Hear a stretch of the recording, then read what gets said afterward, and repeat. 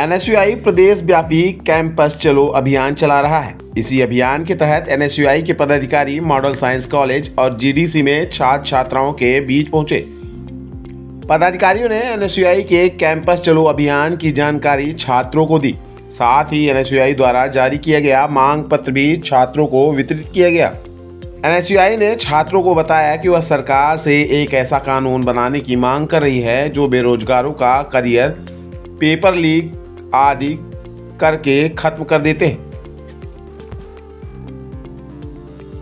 पदाधिकारियों ने कहा कि मध्य प्रदेश में कई भर्ती परीक्षाएं आयोजित हुई, लेकिन परीक्षा के पहले ही पेपर लीक कर दिया जाता है, परीक्षाएं रद्द कर दी जाती हैं। ऐसे मामलों में ही ऐसे कड़े कानून बनाए जाएं जिससे पेपर लीक करने वालों को कड़ी सजा मिल सके। पेपर लीक करने वालों पर 10 करोड़ जुर्माना और 10 साल की सजा का प्रावधान जैसे कानून लाए जाने की मांग की जा रही है।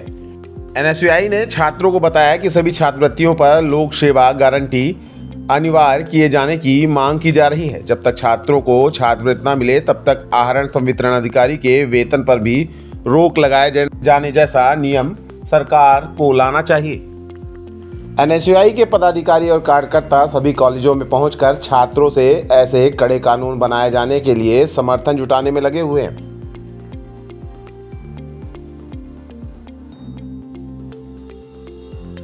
पंकज उपाध्याय, एनएसयूआई जिला अध्यक्ष रीवा। पंकज जी, आज छात्र मांग पत्र सौंपे हैं, क्या मामला है, किस बात को लेकर सौंपे हैं?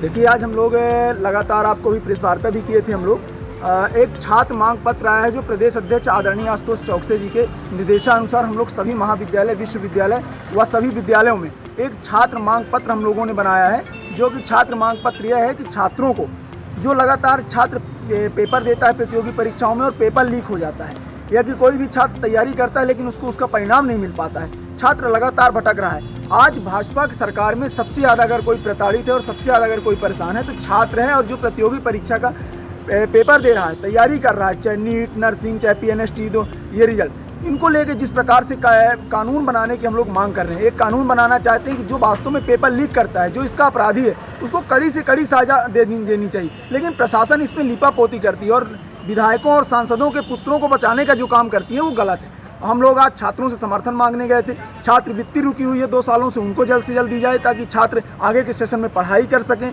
छात्राओं के लिए छात्रावास दिया जाए अलग से। इन सब मांगों को लेकर आज हम लोग सभी महाविद्यालयों में एक छात्र मांग पत्र वितरित कर रहे हैं और छात्रों से ज़्यादा समर्थन मांग रहे हैं, और छात्र इसमें खुलकर सामने आ रहे हैं और निश्चित रूप से ये कह रहे हैं कि जो भारतीय जनता पार्टी के शासन में लगातार पेपर में घोटाले हो रहे हैं, पेपर लीक हो रहे हैं, इनमें कड़ी से कड़ी सजा होनी चाहिए और निश्चित रूप से छात्राओं के ऊपर जो छात्र परेशान है उनको राहत देनी चाहिए। ये पंपलेट भारतीय राष्ट्रीय छात्र संगठन का छात्र मांग पत्र है, क्योंकि विश्व के सबसे बड़े छात्र संगठन भारतीय राष्ट्रीय छात्र संगठन हमेशा छात्रों की लड़ाई लड़ता आ रहा है और इसी का मांग पत्र बनवाया गया है, जो कि छात्रों से जुड़ी समस्याओं को लेके है कि अगर छात्र कोई भी प्रतियोगी परीक्षा देता है तो जब पूरे साल भर तैयारी करता है, परीक्षाएं की फ़ीस जमा करता है, कोचिंग करता है, उसके बाद जब रिज़ल्ट या सिलेक्शन की बारी आती है तो छात्र को यह सूचना मिलती है कि पेपर लीक कर दिया गया है।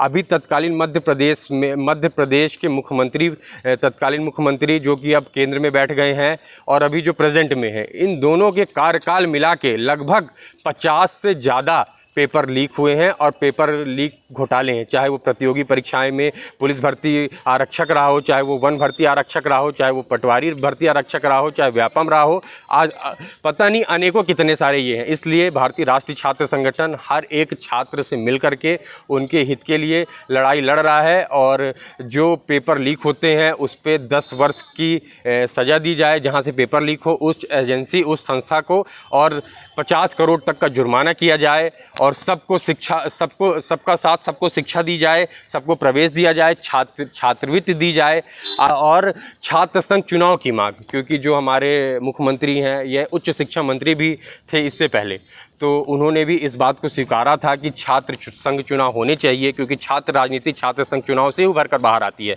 इसलिए हम सब यह मांग करते हैं माननीय मुख्यमंत्री जी से कि छात्र संघ चुनाव प्रत्यक्ष प्रणाली से करवाया जाए। नाम रवि सुमित सिंह।